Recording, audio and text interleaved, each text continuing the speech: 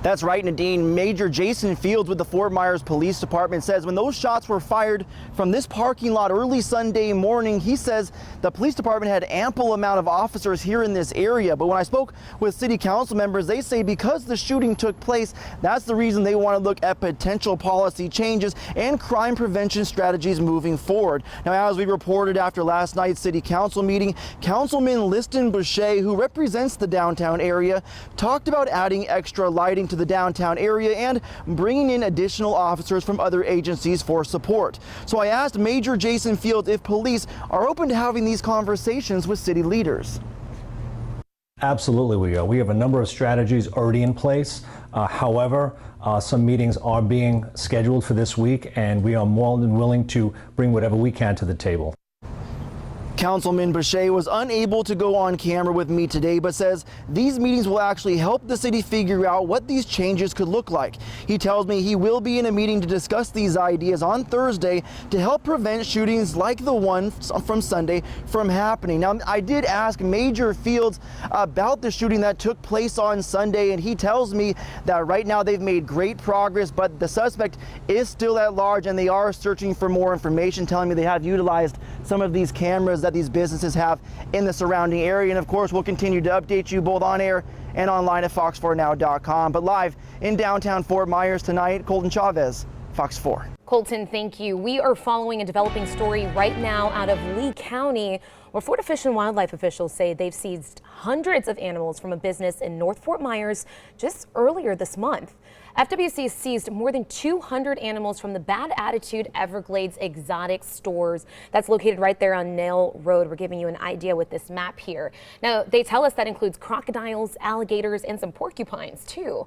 Officials say they are working to revoke the licenses allowing these reptiles. And this follows a recent investigation found more than 160 violations of Florida's captive wildlife rules. Those violations range from the way the business treats its animals to how it actually got a hold of them.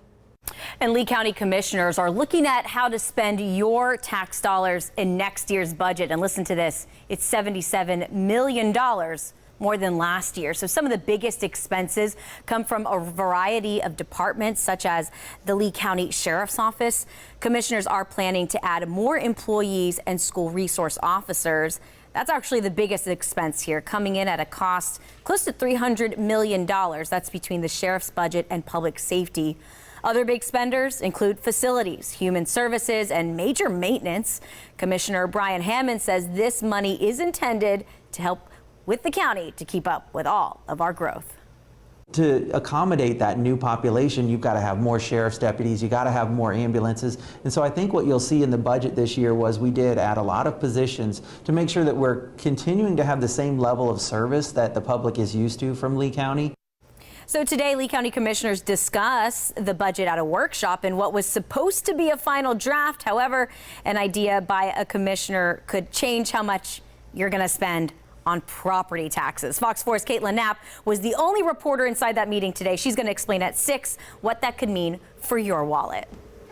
For now, let's get you a live look from the Pink Shell and beautiful Fort Myers Beach, where that view is absolutely gorgeous. Let's get you over to the Weather Center with Fox 4 meteorologist Katie Walls, because Katie, we saw that kind of reversed weather pattern once again, where we saw rain in the morning and this beautiful evening right here. What's funny though is that if you head about a mile south on Estero Island, we actually have some showers. So we do still have some isolated downpours in the mix, but as Shari said, most of the activity was during the first half of the day. We've had a little bit of a switch up with our weather pattern.